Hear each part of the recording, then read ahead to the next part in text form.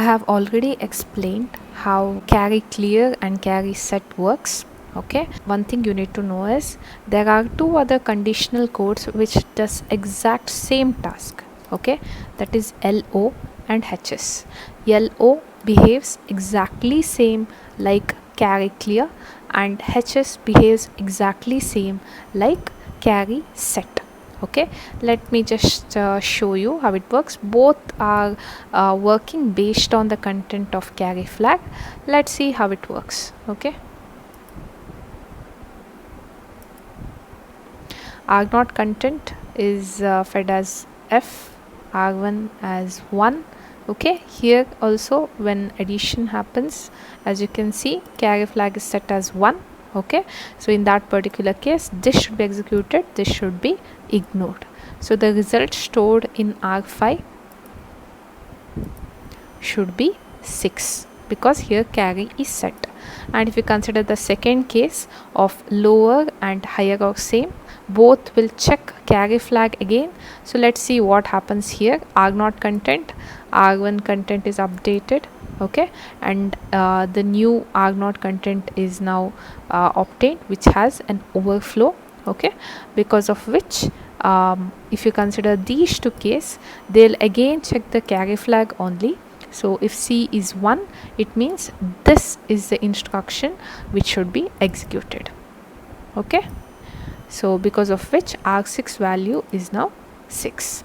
Okay, so I just wanted to show that both these instructions, whether you use CC or you use LO, or instead of CS if you use HS, both will work in the same way. Okay, HS is synonymous to CS, LO is synonymous to CC. Both will check the carry flag itself.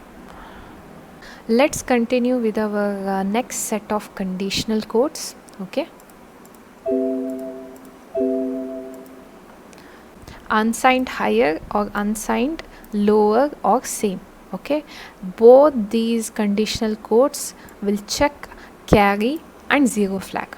Okay, if you consider unsigned higher, it will check if C, that is carry, is 1 and if Z equal to 0. Okay, because higher we don't want the compared values to be equal, so Z should be equal to 0, and carry should be equal to 1 because when subtraction happens between the two values, that is when 5 minus 3 happens, we don't want the first value to be less than the second value. If first value is lower than the second value, then C will be 0. We don't want both the cases. That is what we will check here. While LS or unsigned lower or same, it will check both carry and Z flag, lower or same. So if both the values R0 and R1 are equal, then Z flag will be set as 1. If in case first value to be less than second value, in that particular case carry value will be equal to 0. Let's see how it's happening. R0 is 5, R1 is 3. So in comparison, 5 minus 3, what should happen? Okay, result is positive. Okay, so it's not 0. Okay, along with that, because 5 minus 3, 5 is greater value, there is no borrow, because of which carry flag will be set as 1. I am saying subtraction because comparison internally performs subtraction itself. Okay, so if you see here, Z flag is set as 0 and C flag is set as 1. Because of this particular code becomes true. That's why we'll move R3 as 1. Okay, but these are complementary to each other. So obviously if higher is true, then lower or same is not true. That's why that value is not updated and you ignore that particular instruction. Next, I have written an inverse case wherein this particular condition should become true. Let's see what it is.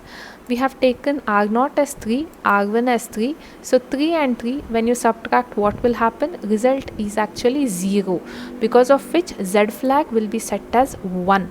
Okay, and carry flag in this particular case will be 1 because there is no borrow, but that is okay because it's OR. Either C should be 0 or Z should be 1, because we are seeing either it should be lower or it should be same.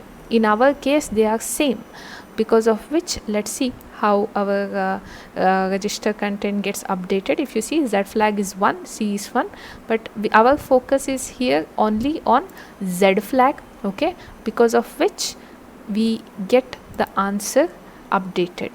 That is, our ls command gets executed while hi command is ignored. So because of this particular command, R3 is now 2. Okay, next we have conditional flag greater than or equal, that is signed greater than or equal or signed less than. Okay, both are complementary to each other. Okay, this will check negative flag and overflow flag. Okay, so now we'll see what exactly is happening here. Okay, let's take the first value, that is R0 as 5 and R1 as 2. You know, comparison in internally perform subtraction. 5 minus 2 is actually a positive value 3. Okay, in this particular case, whether there is an overflow generated, no, overflow flag will be 0. Whether the result generated is negative, no, result is positive. So both n and v both will be equal to 0, that you can see here. Okay, n is also 0 and v is also 0, and our condition for greater than or equal to is if both n and v are equal. Actually, if you see only, you will get to know 5 is greater than 2. Okay, but just in terms of flags, if you have to know, both n and v should be equal. Either both should be 0 or both should be 1. Okay, in our case both are 0, because of which this particular condition is true, that is move signed greater than or equal. So if this is true, this is automatically false because they are complementary to each other. Okay, so let's consider a case when this is true. Okay, so we will take R0 as minus 5 and R1 as minus 2. If you see here, minus 5 minus 2 in decimal we are writing, in hexadecimal it will be these values. Okay, we are comparing R0 and R1, that is minus 5 minus of minus 2. Okay, answer is minus 3. Okay, so result is actually a negative value, because of which n flag will be set. Okay, but is it generating any overflow? No, it's not generating an overflow. Minus 3 can be written within the given 32 bits. Okay, because of which this particular condition is false. N is not equal to v. N is 1, v is 0, because of which we will execute this particular line, which is R4 as 4. Let's see if it happening. Yes. Okay, so next what we have is, we have GT and LE, which is signed greater than or signed less or equal. This will check all three flags. It will check Z flag, N flag and V flag, that is 0 flag, negative flag and overflow flag. Let's see the first case. R0 is 5 and R1 is 3. So 5 minus 3, result, is it 0? No, it is not 0. So Z flag will be 0. Okay, and then is the result negative? No. Is it generating an overflow? No. So N and V both will be 0. So this will be equal to that. Okay, and Z will be equal to 0. So this condition will be true. Or directly, if you see 5 and 3, 5 is greater than 3. So obviously in this particular case, the first command is executed and R5 is 5. But what about this particular command? It won't be executed. Okay, in which case will the next command be executed?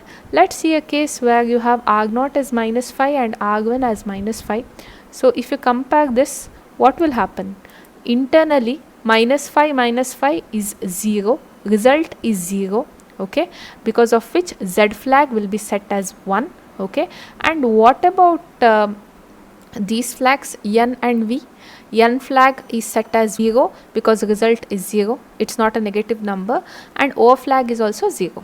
Actually, this condition is not true. Only this particular condition is true. But you can see an OR sign here. Either Z should be 1 or N should not be equal to V. So because of this particular condition, we see move LE less than or equal or signed less than or equal to be true. So the answer which gets stored is nothing but 6, and this gets ignored. Okay, and the very last condition which you see is nothing but AL, which is always execute. Okay, I'll just run it first. Okay, R6 and R7. If you see, both conditions, whether both cases, if you write move AL R6, 7 and move R7, 7, both will work in the same way, in the sense both will perform this task always. Okay, this is a default case, always is a default condition. Okay, even if you don't write it like this, okay, it will execute. Even if you write, there is no issue. Okay, fine. So these are all the conditional codes you should know in ARM.